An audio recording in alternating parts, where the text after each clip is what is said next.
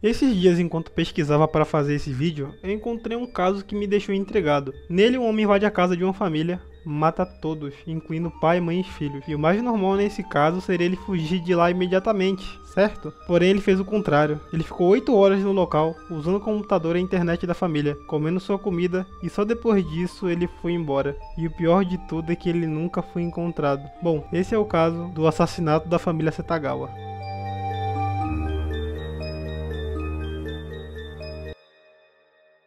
Eu queria falar para vocês que esse vídeo é uma parte 2 do meu vídeo anterior, então caso você não tenha visto ainda, vai dar uma olhada lá depois que o vídeo acabar aqui. E se gostar, se inscreve e comenta para me ajudar.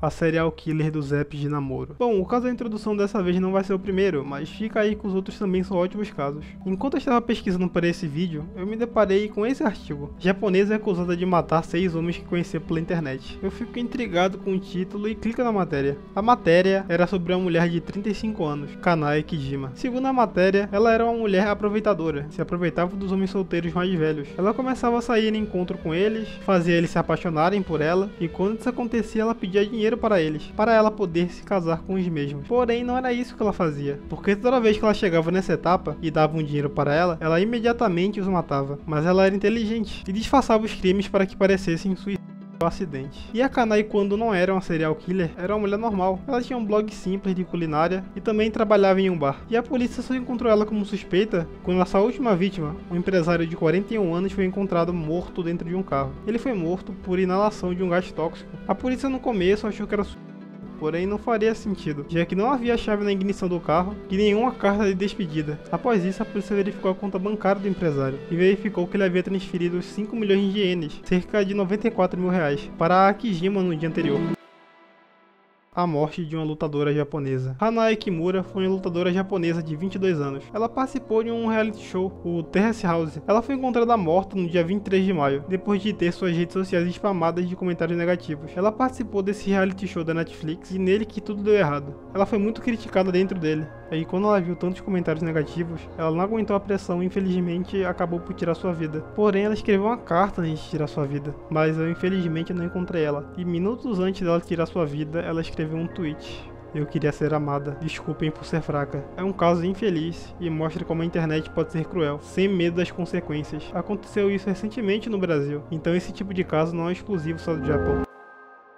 O site japonês Life. Alguns meses atrás, um usuário do Reddit comentou sobre um site japonês misterioso. Segundo ele, esse site se tornou popular em 2015 e 2017 no Japão. Quando você abria ele pela primeira vez, você vê a imagem de uma vaca com a palavra vida. E o site pedia para você escolher entre alguém que você pudesse salvar. E depois de você selecionar a pessoa que você gostaria de salvar, você poderia ver um trem atingindo outra pessoa que você não escolheu. O mistério é que, tomada uma vez essa decisão, não há como desfazê-la. Você não pode entrar novamente no site, porque você verá a mensagem de erro. As pessoas tentaram usar novamente dispositivos diferentes, navegadores diferentes, VPNs, mas sem sucesso. A minha pergunta é, será que esse site realmente existiu ou é uma creepypasta?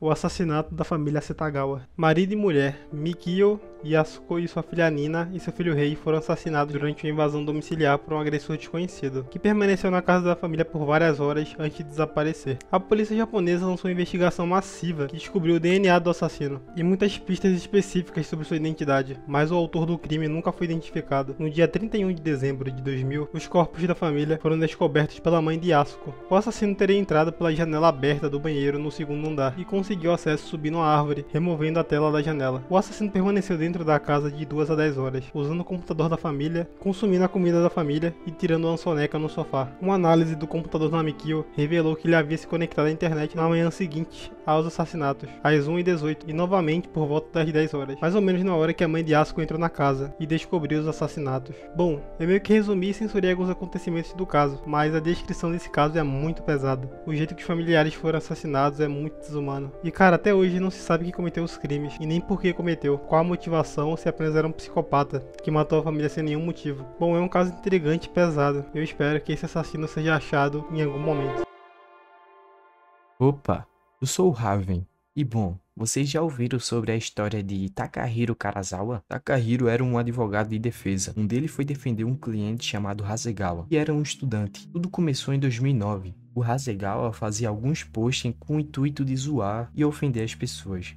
aquele famoso troll que você já conhece. Mas ele não chegou a cometer nenhum crime e nem os posts eram considerados um. Ele ficou 3 anos fazendo esse tipo de postagem. Porém, em 2012, ele acabou sendo exposto, ganhando muita atenção. Ele fez um post zoando as pessoas que não conseguiram passar na faculdade, postando uma foto com seu cartão de aprovação que recebeu de uma universidade no Japão. Mesmo ele cortando qualquer informação nesta carta, teve uma pequena parte do seu nome que apareceu. E isso já foi o suficiente para quem não gostava do Hasegawa procurar e vazar todas as informações pessoais dele. Hasegawa procurava advogados para tentar amenizar a sua situação. E aqui que o Takahiro entra na história. Ele começou a falar que iria processar todo mundo que vazasse os dados do Hasegawa. Porém, a internet não recebeu isso bem e acabaram trocando um alvo do doxing, e dessa vez o advogado Takahiro virou o alvo do doxing. Começaram a pegar a foto de desenho que ele tinha de perfil e editar ela para ficar de uma forma macabra. Vazaram endereços dele, local de trabalho, nome de filhos e esposa. Isso começou a tomar uma proporção muito grande. O Takahiro, vendo tudo isso, ameaçou processar todo mundo que fizesse isso com ele. Porém, após ele falar isso novamente,